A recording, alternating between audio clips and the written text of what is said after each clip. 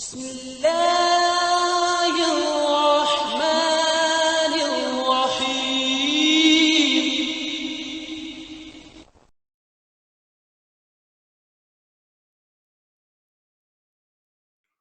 أو بسم الله الرحمن الرحيم. الحمد لله والصلاة والسلام على رسول الله. أعوذ بالله من الشيطان الرجيم.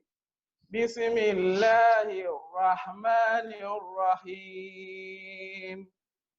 اللهم صل على محمد وسلم. اللهم افتح لنا كتابك وسنة نبيك ظاهرا وباطنا، وارزقنا العمل بهما بذاتك المقدسة. يا رب زدني علما وفهما، يا كاشف المشكلات ويا عالم الخفيات، اكشف الهجب عن وجوهنا في هذا المعنى حتى نطلع على حقيقة هذه المسائل، واحفظنا عن الخطأ والضلال، وأنت الموفق لكل شيء، وأنت علام الغيوب.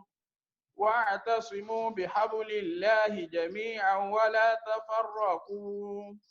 واذكروا نعمة الله عليكم إذ كنتم أعداء فألف بين قلوبكم فأصبحتم بنعمته إخوانا،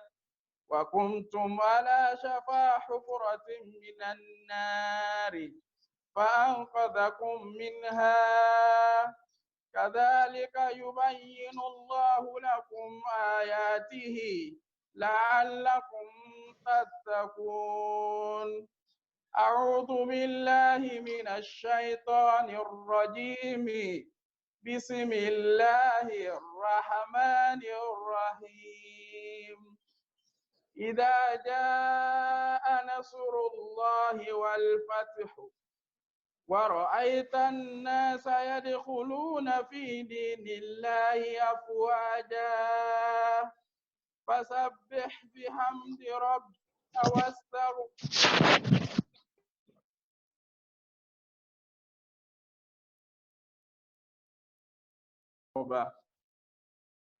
Atọrọ àlékún ìkẹ́ àti ìgẹ̀ fún ànábì wa Muhammad sallallahu alayhi wa sallam. Ìkẹ́ Ọlọ́run, ọlọ Ọlọ́run kó má dúró lórí ànábì, kí Ọlọ́run bá kó mú bá àwọn ará ilé wọn, àwọn sàhábà wọn àti àwọn tí wọ́n bá tẹ̀lé ojú ọ̀nà wọn ila yawmi la yanfa'u malun wala banun illa man ata Allaha bi qalbin salim, amma ba'd. Àwọn àfáà wa tí wọ́n kọ́ wa ń kéwú ní Nàìjíríà ní bẹ̀rẹ̀ látorí bàbá Orísun Mímọ́ rahimahullahu ta'ala àti gbogbo àwọn àfáà súnnà tán ti lọ pátá ilẹ̀ Yorùbá ní nílẹ̀ Haúsá ní gbogbo Nàìjíríà àti gbogbo àwọn tó kọ́ wa ń kéwú Masari ní Malaysia ní èyí tó ń bẹ lẹ́yìn tó ti bọ́ sáà kíámà ọlọ́ba akẹ́wọ̀n kẹta kíámà, èyí tó ń bẹ láyé nù wọn ọlọ́ba akẹ́wọ̀n kẹta yìí ọlá la hawla wala quwwata illa billahil azim. Èyí tí a fi máa tafsiri ayé súrà tí a máa tú lónìí ó ní Suratul Nasr. Ọlọ́run ní idha jaa nasrullahi wal fath. Ìrẹ́ Ànábì ní ìgbà tí ààrẹ sí lórí àwọn ọ̀tá bá dé wá bọ̀ wal fath àti sísí ìlú Mẹ́kà. وَرَأَيْتَ النَّاسَ يَدْخُلُونَ فِي دِينِ اللَّهِ أَفْوَاجًا. Ìgbà náà ló ra àwọn èèyàn tí ó wà máa tú kẹ̀tíkẹ̀tí tí wọ́n máa wọnú ìsìláàmù tí wọ́n máa gba ìsìláàmù. فَسَبِّحْ بِحَمْدِ رَبِّكَ وَاسْتَغْفِرْهُ. Tó yá máa ṣàfọ̀mọ́ fún ọlọ́ba nígbà náà kí o sì máa ṣe ìyìn fún, kí o sì máa wá foríjì fún. Innahu kana tawwaba. Ọlọ́run ọba ni ọba tí máa fi orí ẹ̀ṣẹ̀ tí máa fi orí jìyàn. Ẹ̀rí súrà yìí orúkọ tí àwọn àfáà fún orúkọ mẹ́ta ni. àwọn kan ní Suratul Nasri ní jẹ́ ìní súrà tí Ọlọ́run fi àrẹ̀ṣe tó fi fánàbì ní ẹ̀rí pé ìràn ọ̀sẹ̀ àwọn kan ní Suratul Fatihi ní ẹ̀rí pé ìsí Mẹ́kà Ọlọ́run ó sì ànábì ó sì Mẹ́kà pẹ̀lú àrẹ̀ṣe Ọlọ́run ọba àwọn kan ní Suratul Tawdi' ní súrà tí a fi ń dágbére fún ni ipe súrà yìí ó lẹ́yìn rẹ̀ ó ànábì ń dágbére fáyé ni súrà yìí súrà Madaniyya ni ara àwọn súrà tí ó sọ̀kalẹ̀ nílùú Madina ni wọ́n pín súwárù Qur'an wọ́n pín sí méjì léyìí tí ó fẹsẹ̀ múlẹ̀ lọ́dọ̀ àwọn jùmọ̀hór tọ́rọ àwọn kan ní mẹ́ta ni wọ́n ní a ní súwárù Makiyya a sì ní súwárù Madaniyya àwọn kan wá ní súwárù kan bẹ tí ó wà láàrin Mẹ́kà àti Madina ṣùgbọ́n àfáwà tí ó ṣe Manhalil Irfan àfáwà Zarqani wọ́n ní òsì tí ń jẹ́ mẹ́ta wọ́n ní òpè mẹ́ta méjì náà ni ẹgbẹ́ gbogbo súwárù tó bá sọ̀kalẹ̀ lágbègbè Mẹ́kà Makiyya la máa pè gbogbo en tó bá sọ̀kalẹ̀ lágbègbè Madina Madaniyya la máa pè súrà tá wá tú lónìí Suratul Nasr lára àwọn súrà tí ó sọ̀kalẹ̀ ní Madina ni àyà rẹ̀ ó jẹ́ mẹ́ta àràfí rẹ̀ ó jẹ́ 77 kẹlímátì rẹ̀ gbólóhùn rẹ̀ ó sì jẹ́ 17 lára àwọn súrà tí ó kéré jù nínú Al-Qur'ani ni tá bá wá wò bí Ọlọ́run bá bí ó ṣe sọ súrà ìkalẹ̀ ní ti sísọ̀kalẹ̀ láti sánmà ó sọ̀kalẹ̀ lẹ́yìn Suratul Tawbah ṣùgbọ́n fi tartib níbi pé ká fẹ́ tò sínú Al-Qur'an ó wà lẹ́yìn Suratul Kafirun líbẹ̀ láti wá rí wípé títò súwárù Qur'aniyya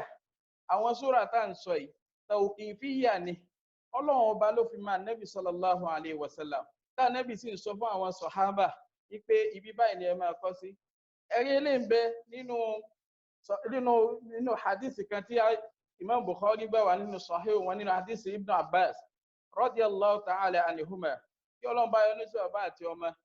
wọ́n ní pé nígbà ayé Sayyidina Uthman tí wọ́n ti jamul Qur'an pé ẹ̀yin Usmanu ma hammalakum ila ammadtum ila al-anfal wa hiya min al-mathani wal bara'atu wa hiya min al-ma'in wa qarrantum baynahuma eseyin tẹ́ fi wá ṣàdáyan rí ìyàtọ̀ láàrin suratul anfal àti suratul baqara tẹ́ sì fi bismillahir rahmanir rahim sí Sayyidina Usman kí Ọlọ́run bá kó bá wa kẹ́ wọn wọ́n ń dá Ibn Abbas lérè pé orí nígbà tí àyà bá sọ̀kalẹ̀ sí fún Ànábì sallallahu alaihi wasallam yóò sọ fún wa pé da'u haula'il ayat fi surati kada wa kada ẹ lọ mú àyà yìí ẹ lọ fi sínú suratu báyìí àti pé Ànábì sallallahu alaihi wasallam òun ló jẹ́ kó yé ló jẹ́ ká mọ ibi tí a tó àwọn súwárù yìí sí Ọlọ́run wá ní idha jaa nasrullahi wal fatih a rí wípé nínú súwárù Qur'aniyya tó lóun tó bá mú súrà kan wá èyí tó wà níwájú rẹ̀ a rí pé ìsìjáàmù mọ̀nẹ́sábà máa bẹ láàrin ìtumọ̀ wọn kí wá ní tí ó wà láàrin Suratul Kafirun àti Suratul Nasr gẹ́gẹ́ bí àfáwà Ibn Kathir rahimahullah wọ́n sì sọ wọ́n ní a rí pé lakum dinukum waliyadin òun ló parí Suratul Kafirun ẹ̀yin ẹ máa ṣe ti yín èmi náà máa ṣe ti tèmi àwọn àfáwà Haúsá mọ̀ ní kó wádìí náà sà kó ń kálukú máa ṣe tiẹ̀ àti pé ẹ̀yin lẹ́lẹ́sìn yín èmi náà mo lẹ̀sìn tèmi ẹ̀sìn wọ̀ papọ̀ Ọlọ́run wá fẹ́ fi dá Nábì sallallahu alaihi wasallam ẹ̀sìn tẹ tó dúró lé lórí o ní ọmọ ẹbẹ o ṣùgbọ́n sì táwọn láwọn ó dúró lé lórí kò ní máa bẹ lọ́lọ́run fi wá ní idha jaa nasrullahi wal fatihu tẹ wá rí ìdáhùn lọ́dọ̀ àwọn àfọ̀nàhù wọ́n máa pè ní adatul zarful mustaqbal fi zaman wa yatadammanu shart ó pé ṣáàrùtù ó kún sínú níbo wá ní tá bá sì ti rí ṣáàrùtù lọ́dọ̀ àwọn náhù á rí jawabu ṣáàrùtù á sì rí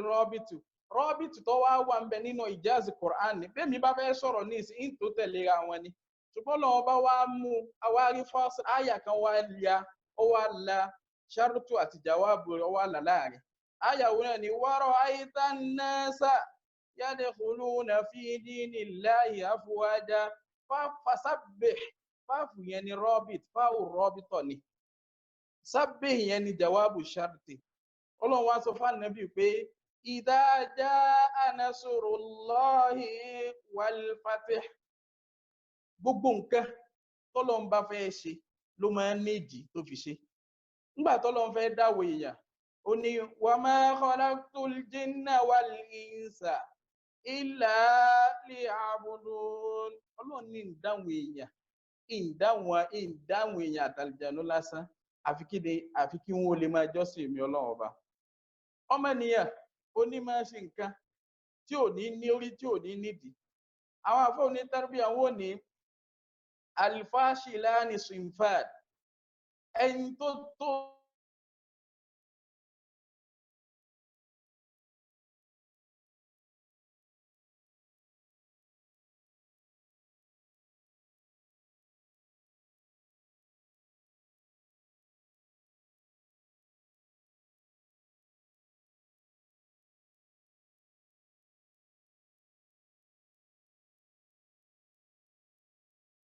ṣe kí ni tó mú fásán láì ṣe kí ni láì ṣe kò sọ alukur'an kankalẹ̀ àbí súra kankalẹ̀ ní alukur'an láì má fi ètò sí. Kí wá ló fà á tí Ọlọ́run bá fi sọ súra ìkalẹ̀? Àfáà Ibn Abbas radiyallahu ta'ala anhuma nínú hadith tí Imam Bukhari kí Ọlọ́run bá kí ó bá yọ́nú sí wọn tí wọ́n gbà wá. Ó ní kana Umar يدخلني مع أشياخ بدر فقال بعضهم لما تدخل معنا هذا الرجل أو هذا الفتى ولنا أبناه مثله. إرى عمر èyí ṣe tó jẹ́ pé ara ọmọ kékeré ló mú wá ló tún mú tẹ̀lé wa gbogbo ibi tá a bá ń lọ. Ẹ wo balagatu Ibn Abbas. Ashiyakhu jamu ni sheikhu tí mashayikhu jẹ́ jamu fún. Ó wá ní àwọn arúgbó yìí. Sheikhu sì ní lọ́dọ̀ tó gbajúmọ̀ lọ́dọ̀ àwọn Yorùbá ní sheikhu àti ìgbà kó mímọ̀ ni. Ṣùgbọ́n lọ́dọ̀ àwọn àfáà sheikhu pé sí lọ́nà méjì. Ìyẹn lè jẹ́ ọmọ eke kó jẹ́ sheikhu pẹ̀lú mímọ̀ rẹ̀. Ìyẹn sì lè jẹ́ gbà kó jẹ́ sheikhu. Làfáà kan sọ pé za'amuni sheikhan wa lastu bi sheikhi innama sheikhu man dabba dabiba. Sheikhu ó ní Sayyidina Umar máa kọ́ àwọn papọ̀ máwọn àwọn àgbàlagbà. Ó wá dijọ́ kan ìkànnì wọn wá sọ pé kí ló tó mú ọmọkùnrin ìtẹ̀lé wa walana abna'u mithlu. Àwa náà ní wẹ̀lé táà mú tẹ̀lé wa táà mú jáde. Faqala innahu mimman qad alimta. Sayyidina Umar ní kàyín tẹ̀ mọ́ náà ni. Qala Sayyidina Ibn Abbas radiyallahu anhuma wọ́n wá sọ báyìí pé fada'ahum dhata yawmin. Sayyidina Umar wá pé gbogbo wọn jọ kan. Wa da'ani ma'ahum. Ó wá pè mí náà pẹ̀lú wọn pé Ibn Abbas máa bọ̀. قال وما رأيته دعاني يومئذ إلا ليريه مني. Ó ní Sayyidina Ibn Abbas wọ́n sọ máa pé ìtàwọn mọ̀tá Sayyidina Umar fi pe àwọn jọ́nà ni pé ó fẹ́ fi oore Ọlọ́run ọba àmì Ọlọ́run ọba tó wà lára Ibn Abbas ó fẹ́ fi yé wọn ó fẹ́ fi rí wọn. Ipe ọmọ yìí o Anabi sallallahu alayhi wa sallam ó ti ṣàdúrà fún pé Allahumma faqihu fi ddin. Ọlọ́run bá ń fún ọmọ kékeré yìí ọmọ yìí bá ń fún ní àgbọ́yé ẹ̀sìn wa alimhu ta'wil kó sì fún ní ìmọ̀ tafsiri yìí. Ìmọ̀ tafsiri wá ní Sayyidina Umar ló wá fẹ́ fi yé àwọn ashiyakh Badr. Ó wá sọ pé Sayyidina Umar wá ní ma taquluna fi idha jaa nasrullahi wal fath wa ra'ayta an-nasa yadkhuluna fi dinillahi afwaja fasabbih bihamdi rabbika wastaghfirhu innahu kana tawwaba. Èmi nínú wọn sọ wípé Ọlọ́run fún wa ní rò pé a ṣẹ́gun ni. Èmi sọ wípé Ọlọ́run fún wa ní rò pé à ń lọ sí Mẹ́kà ni. Sayyidina Ibn Abbas ní àwọn míì sì dákẹ́ nínú wọn pé wọn mọ tí wọ́n sọ. Faqala ya Ibn Abbas ahakadha taqul. Ṣé tí wọ́n náà fẹ́ wí ni? Ó ní la. Ó ní Ibn Abbas ní kò rí bẹ́ẹ̀. Ó ní famadha taqul. Kí ló lọ fẹ́ sọ? Ó ní huwa ajalu rasulillahi sallallahu alayhi wa sallam. Ṣé rí àṣúra yìí ó ń fún wa ní rò pé iṣẹ́ Ànábì sallallahu alayhi wa sallam àti padà sọ́dọ̀ Ọlọ́run bá ẹ̀ ti súnmọ́. أواني إذا جاء نصر الله والفتح فإنه مواني ما علم منها إلا ما تعلم إتي وانا ما لمنا من باري سبحان الله أفا وفخر الرازي وان جو يوا wọ́n kí ló fà á tí Ibn Abbas fi wá mọ̀ pé ajalu ar-rasul ló ti dé níbi súra yìí a ti ń sọ̀rọ̀ nípa sábàbù nùzúlù rẹ̀ àbí sábàbù nùzúlù rẹ̀ ni ó ní nǹkan mẹ́ta ni ihtimalati mẹ́ta ló wà ń bẹ̀ alákọ̀ọ́kọ́ ní ìgbà tí ááyà yìí sọ̀kalẹ̀ tí súra yìí sọ̀kalẹ̀ lẹ́yìn ìgbà náà ànábì wá dìde ànábì wá ṣe khutuba ó wá ní inna Allaha khayyara al-abda bayna ad-dunya wal-qa'i'i ọlọ́run ọba ó mọ̀ sọ ẹrú rẹ̀ ànábì rí fún àṣírí ara rẹ̀ pé ọlọ́run ní kí n ṣẹ̀ṣà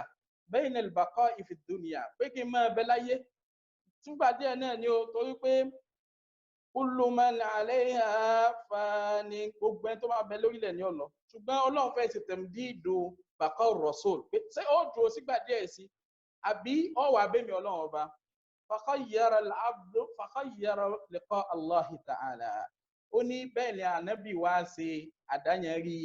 ànábì wá ṣẹ̀ṣà pé òun fẹ́ lọ rí ọlọ́run ọba ni ṣebí pé ọ̀rẹ́ máa fẹ́ràn kọ́ lọ bá ọ̀rẹ́ rẹ̀ ni ànábì sallallahu alayhi wa sallam ọ̀rẹ́ ọlọ́run ọba ní í ṣe ó sì wá mú kó wọn lọ rí ọlọ́run ọba àfààní ihtimalu alákọ̀ọ́kọ́ nù táàsì mọ̀ pé súrà yìí nínú àwọn ní súrà tó sọ̀kalẹ̀ fún ànábì sallallahu alayhi wa sallam kàn ní ti súrà ṣùgbọ́n tá a máa ń sọ̀rọ̀ níbi áyà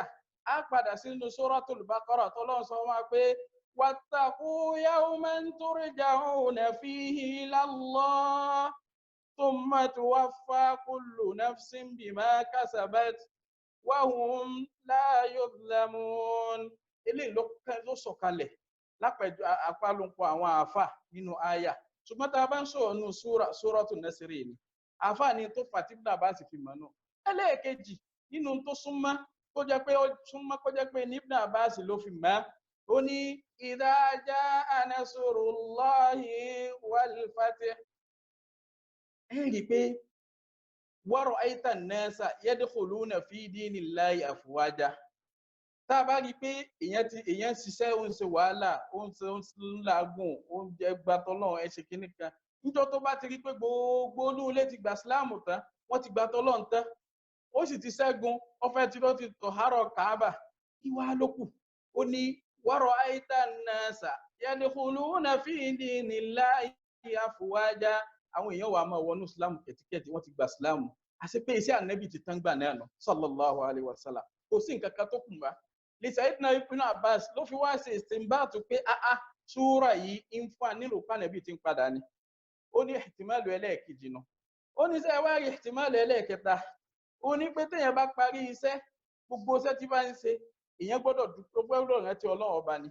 ọlọ́run wá sọ fún ànábì sallallahu alayhi wa sallam ó ní fasabbih bihamdi rabbika ó ní ṣàfọ̀mọ́ fọ́lọ́run wa bihamdi rabbika kó o sì tún máa ṣẹ̀yìn fọ́lọ́run ẹ̀yìn ni ó wastaghfirhu kó o tún máa wá foríjì ọlọ́run ọba tasbihu kéèyàn ó ṣàfọ̀mọ́ ni pé ọlọ́run o iṣẹ́ ńlá tó o gbé fún mi mo dúpẹ́ o tó o jí ń lé ṣe o walhamdi kéèyàn ó sì tún dúpẹ́ lọ́wọ́ ọlọ́run ọba tó ṣeun ní ẹni tí yóò lè jẹ́ wùsàn tó sàn lẹ́sà wastaghfirhu kéèyàn ó sì tún máa wá foríjì àwọn kùdìẹ̀kùdìẹ̀ tó bá wà níbi iṣẹ́ wọ́n ní tó fà tí Ibn Abbas tó fi mọ̀ pé súrà yìí ó ń fún wa ní ìrò pé ìkẹyìn ànẹ́bì ìpadàbọ̀ ànẹ́bì lọ́sọ́dọ̀ ọlọ́ọ̀bá ìpadà sí ànẹ́bì lọ́sọ́dọ̀ ọlọ́ọ̀bá ó ti súnmọ́ ni. a wà á rí súrà yìí ìgbà wo ló sọ̀kalẹ̀ nígbà tá a sọ̀rọ̀ sábàbù nùzúlẹ̀ ìgbà wo ló sọ̀kalẹ̀ àkàwùlánì ni ọ̀rọ̀ méjì ló wà ń bẹ̀ àwọn kánú àwọn àfà wọ́n ló sọ̀kalẹ̀ ní ọdún 10 lẹ́yìn ìjìra àti wípé báadà fatihi Makka ni àwọn kan ní rárá o qabla fatihi Makka ni torí ń fà Nabi sallallahu alaihi wasallam ń fún ní rò pé nǹkan báyìí ni ó ṣẹlẹ̀ o nǹkan báyìí ni ó ṣẹlẹ̀ o ayyan kana al-amr gbogbo tí ó rò wí asámọ̀ pé idha jaa nasrullahi wal fath bàbá wa lọ sínú ọ̀dọ̀ àwọn oníbàlágà a rí wípé idha jaa nasrullahi wal fath nasru ọlọ́run ọba kìí ṣe ká inul hayy kìí ṣe nǹkan tí ń mí bóò ni ó sì wá já ọlọ́run wá ròyìn ẹ̀ pẹ̀lú màjíhù àṣẹ wípé ilà àwọn àfọ ní balaga máa pè ní al-isti'ara al-makaniyya tab'iyya makaniyya ni àti pé Ọlọ́run ròyìn ó fi nasru àti fatihu ó fi wé kainul hayy Ọlọ́run wá mú ìkànnú ròyìn kainul hayy wa huwa al-majid Ọlọ́run wá fi ròyìn rẹ̀ Ọlọ́run wá ní idha jaa nasrullahi wal fath ورأيت الناس يدخلون في دين الله أفواجا ìwà ni nasru Ọlọ́run àwọn àfáà sọ̀rọ̀ ńbẹ̀ àfáà wa Ibn Kathir rahimahullah wa qablahu Ibn al-Jarir wa ba'dahu Tahir al-Ashur fi at-Tahrir wa at-Tanwir wọ́n ní tari nasru ńbẹ̀ wọ́n àránṣẹ́ ní lórí àwọn Quraishi àwọn kan ní kèésà àránṣẹ́ fún àwọn Quraishi àránṣẹ́ lórí gbogbo ọ̀tá ni Ọlọ́run wá ní wal fatihu wọ́n wá ní fatihu tẹ́yìn rí ń bẹ̀rùn wípé fatihu Makkah ni àwọn kan ní kèésì fatihu Makkah o tó wípé Ọlọ́run ọ̀bọ̀ ọ̀dákọ̀ fatihu Makkah ń bẹ̀ ó ní wal fatihu àṣẹ fatihu libiladi lọ́lọ́run gbà lérò pé láti sí gbogbo òlú Mẹ́sàrì ní Róòmù ní Habasha ní láti sí àwọn ìlú Paris ní láti sí gbogbo wa àwọn kan ní rárá fatihul ulum ni láti sí ọ̀pọ̀ ìmọ̀ fún Islam àti fún Ànábì sallallahu alaihi wasallam torí pé kí ni torí pé tá a bá lọ wo ọdún kejì tó jẹ́ ọdún kẹsàn-án nígbà tí wọ́n ṣe Fatihul Makkah à ń padà bọ̀ bí Fatihul Makkah ó nígbà tí a bá lọ wo ọdún kejì a rí wípé amúlò fúdù là ń pè ọdún tí àwọn èèyàn tí wọ́n ń dá gọ̀rọ̀gọ̀rọ̀ wọnú Islam wọ́n ti ń wá láti Ṣáàmù ní ń wá láti Yámánì ní pé ìtọ́nà ń gbàlérò ń bẹ̀nu ìlúùmù bẹ̀ wá ní pé bóyá Ṣáàmù ní bóyá tìbò làwọn mọ̀ ń pẹ̀ gbogbo àwọn tó bá mọ tìbò àwọn àtibá bẹ̀ wọ́n wọnú Islam wọ́n mọ̀ ká àwọn mùsùlùmí olóòmù kanu àwọn tó jẹ́ zero àní àwọn náà wà àwọn náà mọ̀ kọ́ wa àwọn tó jẹ́ falisafa ni àwọn náà wà àwọn náà mọ̀ kọ́ wa ṣùgbọ́n lè yí wá abọ́ àdùgá torí pé fatihu tọ́lọ́run bá ń sọ ń bẹ̀ ìní pé Fatihul Makkah kí ló wá lẹ́yìn Fatihul Makkah kí là ń pè ní Fatihul Makkah ǹjẹ́ ká fi kọ́kọ́rọ́ sí Makkah ní ká sì wọnú rẹ̀ ká sọ pé fatahal babu fathan ó ṣílẹ̀kùn ó sì wọlé àbí tó pé pẹ̀lú miftahu ismul ala ló fi sí ni àbó sì pẹ̀lú nǹkan kankan láà ìta àgbàlérò pẹ̀lú Fatihul Makkah ó ní pé sulhul Hudaybiyah natija sulhul Hudaybiyah ni Ànábì sallallahu alaihi wasallam wọ́n ṣe muahada pẹ̀lú àwọn Quraysh pẹ̀lú arba'at bunud ni wọ́n kọ lára rẹ̀ ní wípé ẹni tó bá fẹ́ wọnú tó bá fẹ́ join helpful muslimin tó wà Madina nínú àwọn èèyàn Lárúbáwá ó lè join rẹ̀ ẹni tó bá sì rò pé àwọn Quraysh ló wù òun fẹ́ máa ṣe ẹlẹ́bọlọ ẹlẹ́yà lòun fẹ́ máa ṣe òun lọ join wa lára àwọn tó wá join àwọn mùsùlùmí níjọ́ náà bàbá wa àgbà ló súnmọ́ ọ̀pọ̀lọpọ̀ akẹ́ wọn ò ní ká máa kéèyàn ó máa pe mu dáadáa mọ́ra rẹ̀ ni ọ gbọ́dọ̀ sọ pé àwọn mùsùlùmí kọ́ wá fi rẹ̀ lẹ̀ àwa mùsùlùmí ń jọ́kan nígbà náà lẹ́yìn tó jọyìn wọn làwọn Banu Khuza'a àwọn Banu Khuza'a yìí wọ́n jẹ́ kọ̀bílà fámìlì ńlá kan tó tóbi àwọn Banu Bakri àwọn bá àwọn Quraishi lọ wọ́n sì ti ládéhùn pé àwọn ò ní para àwọn ò ní tàǹgbò ipò ogun fúnra àwọn fọ́dún 10 nígbà wá dọdún kejì àwọn Banu Bakri wọ́n wá lọ níbi tí àwọn Banu Khuza'a jókòó sí wọ́n wá lọ bá wọn bẹ̀ wọ́n wá lọ pa wọ́n pa bí 20 wọ́n kọ méke wọ́n pa àgbàlagbà wọ́n kọ obìnrin arákùnrin kan tá ń pè ní sahaba kan tá ń pè ní Amr ibn Salim ló wá lọ bá Nabi sallallahu alaihi wasallam lẹ́yìn tí ń gbà tó kọ orin tó pọ̀ dání ayò lè gbà wá láti dákọ̀ àwọn tó kọ àwọn orin tó pọ̀ dání ó wá lọ bá Nabi sallallahu alaihi wasallam pé èyí ó ṣe Ọlọ́run ọba àwọn Quraishi wọ́n ti fàwé àdéhùn yá o wọ́n ti pa àwọn èèyàn wá o báyìí wọ́n ṣe o Ànábì ní nusirta ya Amr bin Salim nusirta pé pẹ̀lú ògbó Ọlọ́run ti ràn ọ́ ṣe báyìí ní Ànábì sallallahu alaihi wasallam ni wọ́n wá ń rò pé a gbọ́dọ̀ lọ sí Fatihul Makkah ni ó ń sọ Ọlọ́run rò pé àwọn ó jagun Abu Sufyan tó jó lórí àwọn Quraish ń gbà náà ó ti wá gbọ́ ó ti mọ tí àwọn èèyàn rẹ̀ ṣe ó wá gbéra ó lọ sí ìlú Medina nígbà tó kọ́ dé ọdọdọ sọ́dọ̀ ìyá wa Habiba Ramla bintu Abi Sufyan ó dé sọ́dọ̀ rẹ̀ ó wá fẹ́ jókòó sórí bẹ́ẹ̀dì rẹ̀ ó wá ní ìyá wa sọ pé la tajlis fa innaka mushrik najas ẹ̀gbin ni ọ́ ìyẹ́ arákùnrin bàbá mi ò lè jókòó ń bẹ̀ fahada firashu rasulillahi sallallahu alayhi wa sallam orí ibùsùn Ànábì lélẹ̀ ẹ̀tọ́ rẹ̀ ò jókòó ń bẹ̀. Sayyid Abu Sufyan wo ìgbà Islam gbà náà wọ́n wá sọ kẹ́límà kan tó yẹ pé àwọn àfáà Ibn Hisham níbi síra Ibn Hisham wọ́n sọ ń bẹ̀ Ibn al-Hajar náà sọ ní Fatih wọ́n ní wípé Abu Sufyan wá sọ̀rọ̀ kan pé qad asabaki ba'di sharr pé lẹ́yìn ìgbà mo ti fi ọ́lẹ̀ tó ní fànẹ́bì aburú ti ṣẹlẹ̀ sí ọ ṣùgbọ́n àwọn àfọwọ́dé tán jẹ́ àwọn mu'arrikhun wọ́n kó sí Abu Sufyan lẹ́nu pé lẹ́à bí kò ṣe wípé Habiba ó ti padà dé yẹn rẹ̀ torí pé wa azwajuhu ummahatuhum ìyá àwa mùmìnì ní í ṣe oore wo ní bẹ́ẹ̀ bí kéèyàn jẹ́ ìyàwó Ànábì sallallahu alayhi wa sallam. Báyìí ni Abu Sufyan ṣe jáde ó wá lọ bá Ànábì sallallahu alayhi wa sallam yatlubu al-mu'ahada min jadid pé kánàbí tún ẹsẹ̀ kọ àdéhùn mi. Ànábì ò dá lóhùn ó tún lọ bá Abubakar lam afhal in lè ṣe ó lọ bá Umar faradda alayhi raddan shadida Sayyidina Umar wọ́n dá lóhùn ní dáhùn tó le gan ó wá lọ bá Sayyidina Ali bin Abi Talib radiyallahu anhu. ìtafàtì Mákà igun bil ikhtisar Sayyidina Ali wá sọ fún pé ukhrij ila suq jáde lọ sọ́jà àbí mọ́sálásí Madina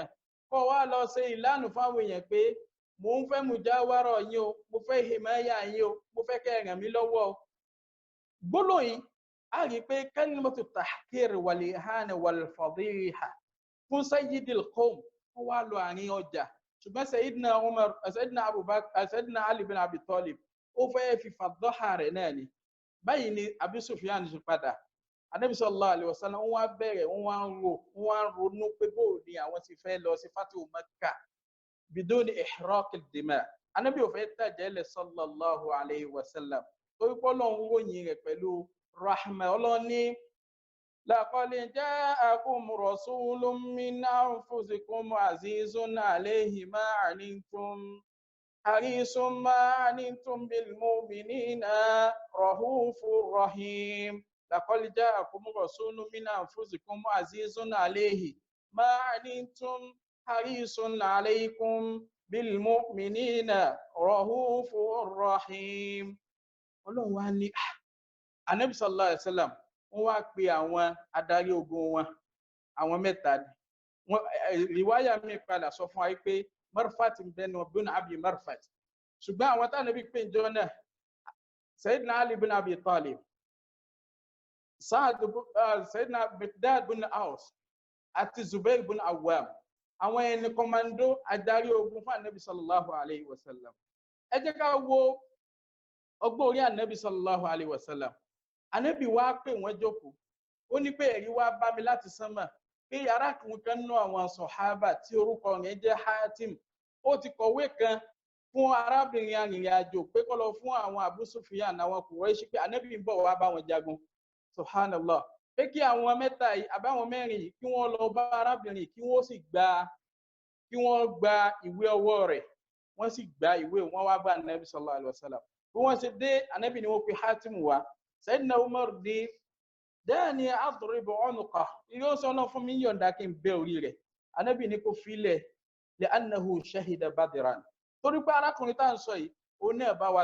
wa jagun Badar. Ó wá bi léèrè Ànábì wá tasabata pé ǹjẹ́ wo ló kọ́ lónìí mọ́ kọ́ kí ni ó zúrù rẹ̀ kí ló rí tó fi ṣe ó ní pé ya Rasulullah èyí ó ti Ọlọ́run ọba èmi sọmọ ará Quraishi Badr lèmi àwọn ìjọ rẹ̀ Muhajirun ní Quraishi ni wọ́n àwọn fámìlì wọn bẹ ní Mẹ́kà tógun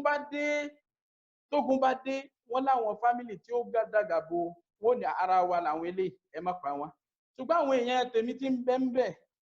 wọ́n èsè ara Quraishi ó ṣeéṣe kí Quraishi kó pa wọ́n. Ọlọ́run wá sọ àyà kalẹ̀ nínú Suratul Mumtahana ya ayyuhal ladhina amanu la tattakhidhu aduwwi wa aduwwakum Ọlọ́run ní awliya Ọlọ́run ní ewo Ọlọ́run Ọba subhanahu wa ta'ala ó ní ya ayyuhal ladhina amanu ìtí Hátìmù ṣe ń gbà náà ìyẹn ni wọ́n ń pè ní khiyanatul udma ìtí ó lágbára jù kéèyàn ó ṣe khiyana kó jàmbá àdéhùn tó láyé yóò sì ìní pé àwọn àfáà máa sọ fún wa pé àsìrò idha dawasa al-ithnayn fasha ithnayn ń bẹ kìí ṣe èèyàn méjì o kábẹ̀sì gbọ́ ithnayn ń bẹ ní shafatayn tó o bá ti lè sọ síta báyìí ó ti kó láṣìírí nù Sayyidina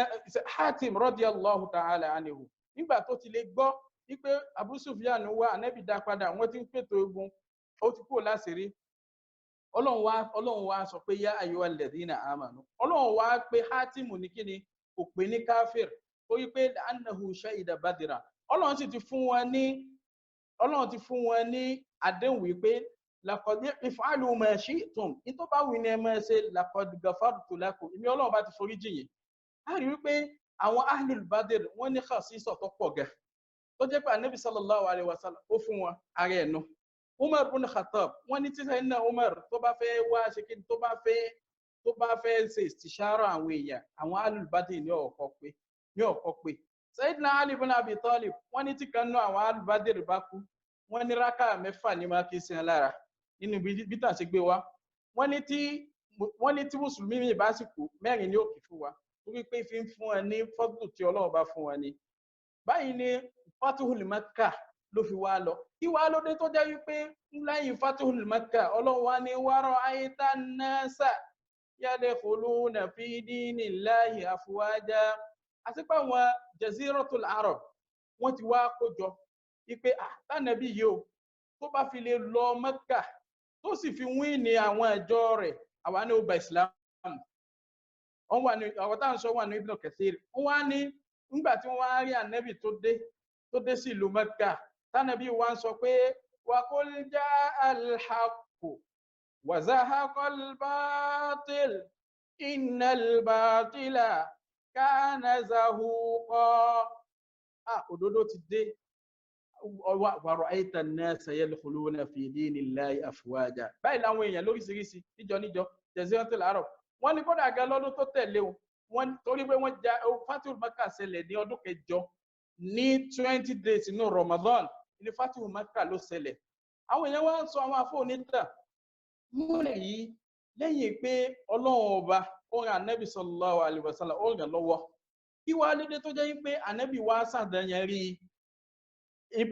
Sayyidina Ali Miqdad bin Aus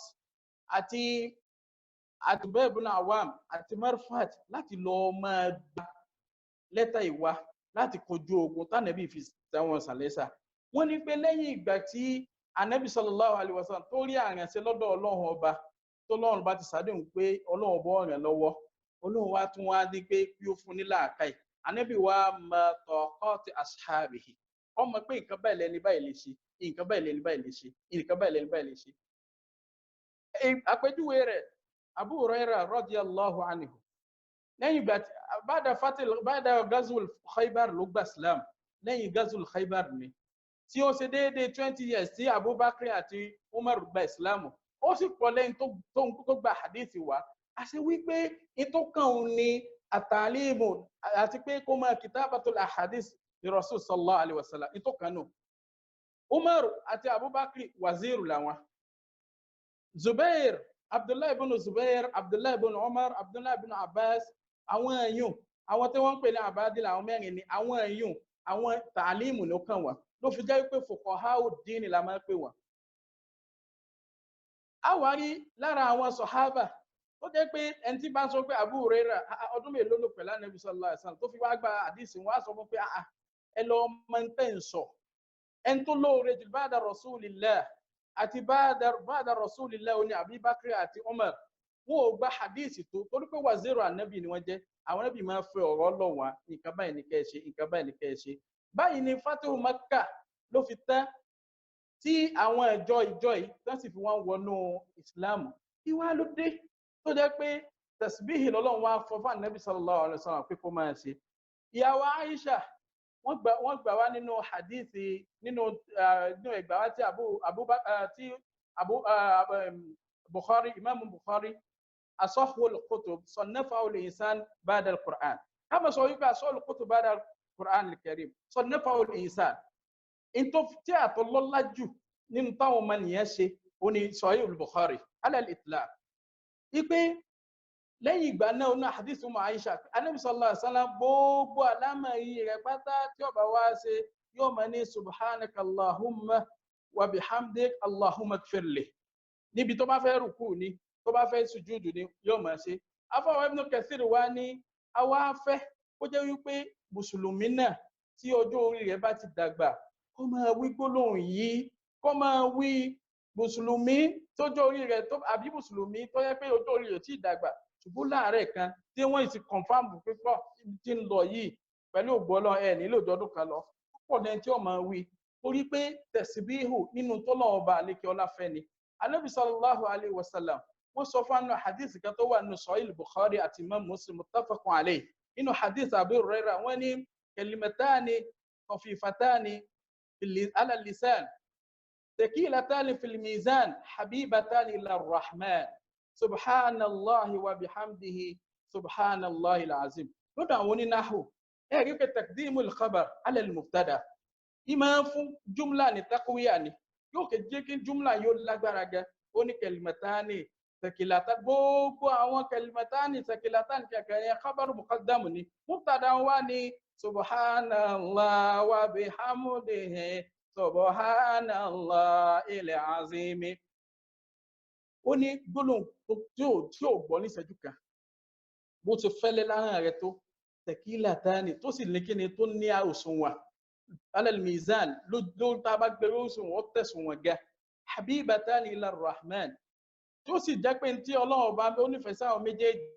ẹ wo rahman ila nabi sallallahu alayhi wa sallam. àṣẹ wípé kí èèyàn ó lè bá a mọ̀ pé tó bá ti wí díẹ̀ kékeré báyìí rahmaniya ẹ̀ bó ti pọ̀ tó nǹkan ńlá ẹ̀san ńlá ni ó fún ọ. Afa Ibn Hajar ní Fathul Bari ni wọ́n sọ wọ́n ní bọ́lọ̀ ṣe wá sọ fún bọ́lọ̀ bá Ànábì sallallahu alaihi wasallam ṣe wá sọ pé subhanallahi wa bihamdihi subhanallahi alazim gbólóhùn yìí lọ́lọ́run bá ní kí wọ́n máa ṣe. A rí i pé Sayyidina Yunus nígbà tó náà táwọn náà wà nínú ẹja kí ló bá tá fi wà nínú ẹja wọ́n bẹ lọ́ọ̀ ìparun fáwọn ìjọ wọn lásìkò tọ́lọ́run bò tí ìdí kí wọ́n bẹ lọ́ọ̀ rẹ̀ kí ni wọ́n pé la ilaha illa anta subhanaka inni kuntu minadh dhalimin. Subhanallahi làwọn náà ṣe tí yóò bá ṣe subhanallahi Ọlọ́run jẹ́ oyin wá pé gbogbo nǹkan tí ń bẹ láyé pátá ní máa ṣe tasbihu lọ́lọ́run bá fi parí Suratul Nasr pẹ̀lú Ànábì pé fasabbih. Ọlọ́run ní yusabbihu lahu ma fis samawati wa ma fil ardi má lọ́lọ́run ló ń bẹ a sì mọ̀ pé má li ghayril aqili ni fún tí ò ní làákàyè ni. a ṣe wípé Ọlọ́run lo àgàlàbíyà ní tí ò ní làákàyè lórílẹ̀ àti sánmà láàrin méjèèjì ọ̀pọ̀ jù àwa tá a ní làákàyè lọ. al-hukmu ala al-aghlabiyya. Ọlọ́run wá ní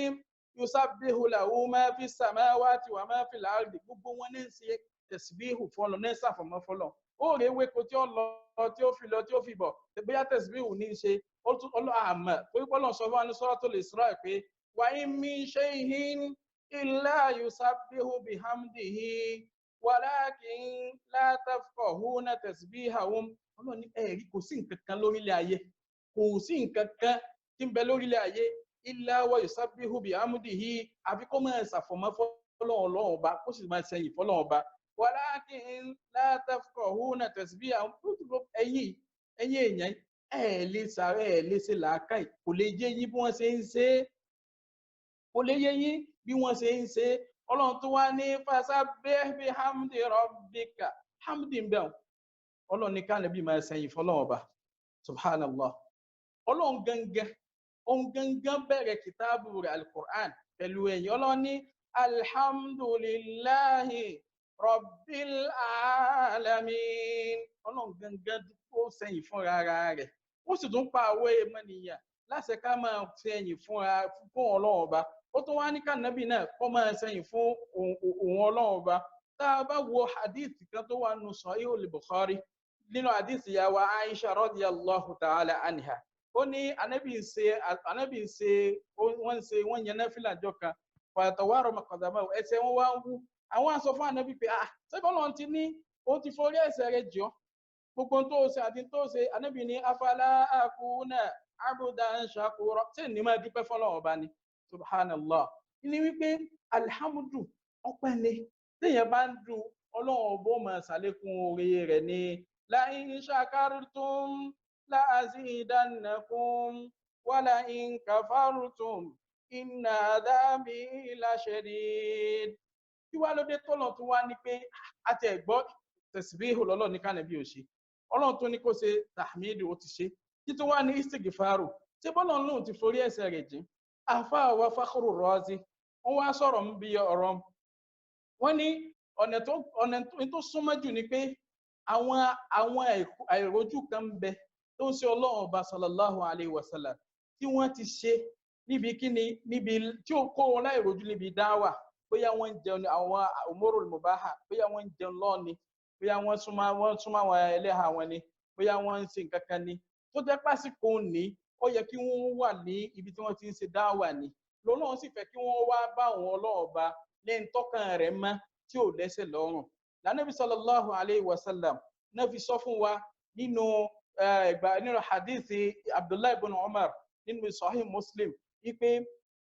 inni la astaghfirullah wa atubu ilayhi bi kulli yawm 70 marra wípé 70 times làwọn máa ṣàforíjì làwọn máa wá foríjì lọ sọ́dọ̀ ọlọ́run ọba nínú hadithi míì náà àwọn nínú hadithi Sahih Bukhari ní hadith Abu Hurairah ní àtúmọ̀rọ̀ lọ́wọ́ ń bẹ̀ gbogbo ẹ̀ náà Ànábì sallallahu alaihi wasallam fi ń kọ́ alẹ́kọ̀ọ́ pé ká máa ṣe tẹ̀síbí ká máa ṣe istighfaru ni ká máa wá àforíjì lọ sọ́dọ̀ ọlọ́run ọba wọ́n ní pé túbà liman wujida fi sahifatihi kathratul istighfar oríire pé tó jẹ́ pé ńgbà wọn wò ìwé sẹ́ẹ̀rì rẹ̀ jọ̀gbà ìkíámà wọ́n sáré pé astaghfirullah ni ẹ̀ ń bá ń wá istighfaru àwọn àfáàjò yọ pé yóò máa ṣe fatihu fún yẹn ni yóò máa ṣe sísí ọ̀nà fún yẹn ni yóò sì tún máa jẹ́ kéèyàn máa rí ìyọ́nú ọlọ́run ọba tó ọlọ́run bá sọ fún wa pé wa ma kana Allahu liyu'adhibahum wa anta fihim wa ma kana Allahu mu'adhibahum wa hum yastaghfiruna ma kana Allahu liyu'adhibahum wa anta fihim má dáàmà tíwèé Ànábì sallallahu alayhi wa sallam tó bá wà láàrin wọn àyà Kùránì máa tú Kùránì ni ìmí ń bẹ tọ́lọ́run sọ fún aláyè pé walau annahum izzalamu anfusahum ja'uka fastaghfirullaha lawajadullaha ghafuran rahima ọlọ́run sọ fún wa pé tó bá jẹ́ pé àwọn aláìmọ̀kẹ́ àwọn Kùrẹ́ṣì wọ́n wá bá nàbì ni tí wọ́n ní kànàbì wọ́n fi ṣe wàsílà pé kànàbì bá wọn wá torí àforíjì lọ sọ́dọ̀ ọlọ́run ọba ò bá foríjì wọn ṣùgbọ́n wọ́n ṣe inú kúnkún lọ́lọ́run fi sọ wípé wa ma kana Allahu liyu'adhibahum wa anta fihim má dáàmà tí ànábì bá ti wà láàrin wọn ọlọ́run ní fìyà jẹ wọn wa ma kana Allahu mu'adhibahum wa hum yastaghfiruna tí ọlọ́run bá ti wá kú láàrin wọn náà tí ìwé ànábì sallallahu alaihi wasallam tó bá ti kú láàrin wọn ọlọ́run ọba á tún máa ṣe kéde á tún máa fa àforíjì fún wọn á ní fìyà jẹ wọn torí pé wọ́n ń wá àforíjì jàmáà ànábì sallallahu alaihi wasallam wọ́n ti sọ bá ṣe máa wá àforíjì wọ́n ti sọ fún wa wọ́n ti làálẹ̀ fún wa àforíjì ṣe pé istighfaru táwọn kan wà kójọ táwa máa pariwo yé subhanallah kíníkan bá ń kọ́ lànà bí sísọ àwọn àfáà wa oní àkírà wọ́n sọ fún wa wípé qabulul amal gbígbàṣẹ́ lọ́wọ́ ọmọnìyàn ṣẹ́rùtù méjì ni al-ikhlas wal-mutaba'a ikhlas ni pé wa ma umiru إلا ليعبدوا الله مخلصين له الدين حنفاء ويقيموا الصلاة ويؤتوا الزكاة Ọlọ́run ní mukhlisina ibẹ̀ la ní ìdí pé àfọ̀mọ́ iṣẹ́ yín tá ní ẹ máa iṣẹ́ tá ní ẹ máa ṣe ó gbọ́dọ̀ jẹ́ ntẹ́ ẹ máa àfọ̀mọ́ rẹ̀ fún òun Ọlọ́run ọba ni wal mutaba'a bá Nabi sallallahu alayhi wa sallam bó bá ti ṣe ló di dá ṣe ẹ̀rí bá Nabi nígbà tó lọ ní fasabbih bihamdi rabbika wastaghfirhu nínú rìwáyà tó wà nínú Sahih Bukhari pé tó bá ti dé ẹ̀yìn irun báyìí Ànábì ọkọ sí astaghfirullah wọ́n kọ sí lẹ́bẹ̀ta Ọlọ́run wá fẹ́ pé láti bẹ̀ lọ gbogbo sí olóore tá a bá ti ṣe ká máa rántí ọlọ́run ọba lẹ́yìn rẹ̀. ẹ rí i pé tá a bá lọ sí hajj tá a bá parí hajj ọlọ́run ọba náà ní ká máa rántí òun ọlọ́run ọba. ó ní fa'idha qadaytum manasikakum fadhkurullaha kadhikrikum aba'akum aw ashadda dhikra. ọlọ́run ní a máa rántí òun ọlọ́run ọba gẹ́gẹ́ bẹ́ẹ̀ tí máa rántí àwọn bàbá yín tán bá bí mí léèrè lọ́wọ́ pé kí ló kọ rẹ̀ ní Abdulrasheed Abdulsalam ìyìn lè gbàgbé torí pé bàbá èèyàn wà lọ́kàn èèyàn ọlọ́run wá ní ẹ wá rántí èmi ọlọ́run ọba àwọn àṣà dàbíkírọ ju bẹ́ẹ̀ ṣe bá rántí àwọn bàbá yín lọ. Suratul Nasri súrọ̀ ńlá ni tó tóbi gan tí ọlọ́run ọba àlekè ọlá fi ń fún ànábì sallallahu alayhi wa sallam tí ọlọ́run ọba tó fi ń fún ní ìròyìn pé òun ti tẹ́wọ́ gba iṣẹ́ rẹ̀ ànábì sì ti jíṣẹ́ tán torí pé tá a bá wo hajjatul wada ànábì sọ ó ní hal ballagtu ǹjẹ́ mo ti jíṣẹ́ fún yín Allahumma shahad ọlọ́run tó lẹ́lẹ́rìí mi o ọlọ́run náà sì bàrọ̀ ànábì sallallahu alayhi wa sallam ọlọ́run bàrọ̀ hà rẹ̀ pé ó ti bàlágà rìsálà má sì tẹ̀lé àwọn kèfèrí má sì tẹ̀lé àwọn aláìmọ̀kan la in ashrakta la yahbatanna amaluka wa la takunanna minal khasirin ní suratu Zumar ọlọ́run ní tó o bá gbọ́ wọn tó o sì tẹ̀lé wọn la yahbatanna amaluka gbogbo sẹ́yìn tó o ti ṣe tá a ti gbà lọ́wọ́ rẹ̀ yọ bàjẹ́ wala takunanna minal khasirin ó sì wà ní ẹni tí ó ṣòfò tí ó pàdánù. Èrì ẹ̀yin jẹ̀mọ́ wa súrà tí a tún fúnra wa yìí ẹ̀kọ́ pọ̀ ń bẹ gan. Lára àwọn ẹ̀kọ́ tó wà ń bẹ tí àwọn àfáà ń pè ní fiqhul ahkam ó ní pé a rí pé ọlọ́run jẹ́ ó yé wa pé dínul islam ẹ̀sìn islamu ó ń lẹ̀sìn kan ṣoṣo tí ọlọ́run bá yọ́nú sí. Ẹ̀kọ́ wá ní fẹ́mi àti ẹ̀ tá a máa sọ pé ọlọ́run kan náà lájọ́ ń sìn náà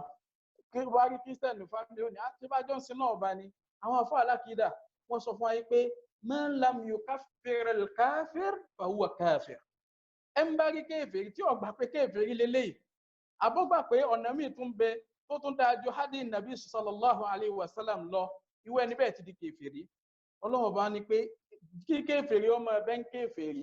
kí mùsùlùmí ọmọ ẹbẹ́ mùsùlùmí ẹ̀sìn tó wọn ọlọ́run bá yọ́nú sí inna dina indallahi al-islam ẹ̀sìn tí kan ṣoṣo tó lọ́run bá fọwọ́ sí tó wà lọ́dọ̀ ọlọ́run ọba òun náà ní ìsìláàmù. ẹni yòówù tó bá mú ìsìláàmù tó bá ń tì ní ìwà yàtọ̀ tí ìsìláàmù ọlọ́run bò ní ìgbà lọ́wọ́ rẹ̀ o ọlọ́run bò dá padà fún ni.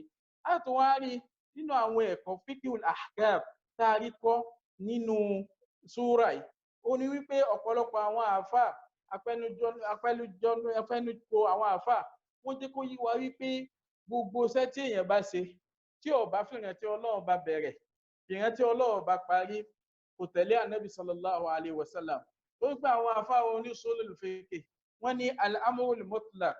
mutlaq kò ní bẹ́ẹ̀ tá bá ní al-amru yóò mú alámọ̀rí yẹn àṣẹ yẹn yóò mú kúrò ní ọ̀nà èèyàn yóò mú di kíni yóò mú di sunna bil mubaha yóò ní al-amrul mutlaq yaqtadi al-ujub ọlọ́run ní fasabbih ọlọ́run pa ànábì láṣẹ sallallahu alayhi wa sallam. ẹ̀kọ́ ni fún èmi àti ẹ náà wípé bá ànábì ṣe ṣéun tó jẹ́ pé ọlọ́run bá ti forí gbogbo ẹ̀ṣẹ̀ rẹ̀ jì kémi àti ẹ náà ká wá tẹ̀lé ojú ọ̀nà ànábì sallallahu alayhi wa sallam ká máa ṣe kí ni subhanallah wa bihamdihi subhanallahil azim ká sì máa ṣe istighfar lọ́pọ̀lọpọ̀ tá a bá ń fẹ́ oore wa qultu astaghfiru rabbakum ànábì wa Nuhu ó ní mo sọ fún àwọn ìjọ mi pé ẹ máa wá foríjì ọlọ́run ọba ẹ máa wá foríjì lọ sọ́dọ̀ ọlọ́run ọba innahu kana ghaffara ọlọ́run ọba yọ ọba tí máa forí ẹ̀ṣẹ̀ jiyàn tó bá ṣe forí ẹ̀ṣẹ̀ jiyàn tán kí wọ́n lè ṣe fún yín yursilis samaa alaykum midrara wa yumdidukum bi amwalin wa banina wa yaj'al lakum jannati wa yaj'al lakum anhara. Istighfaru nǹkan tó dáa ni tahmidu nǹkan tó dáa ni tasbihu nǹkan tó dáa ni kí ọlọ́run ọba kí ó gba ìwọ̀nba tá a sọ yìí kí ọlọ́run ọba kí ó jẹ́ kí ó wúlò fún àwa tá a sọ àti àwa tá a gbọ́ àwọn tó gbé ètò ìkalẹ̀ kí ọlọ́run ọba kí ó bá lékún dáadáa wọn. ya tayyibal asma'i ya man huwa Allah wa man la yusamma dhalikal isma illa hu ومن كل ما نشكوه يا رب عافنا كأيوب إذا عافيته بعد بلواه وأنجل لنا منك المطالب كلها وحقق لنا فيك الذي قد رجونا واصبر علينا ذل سترك وكفنا بسم من السوء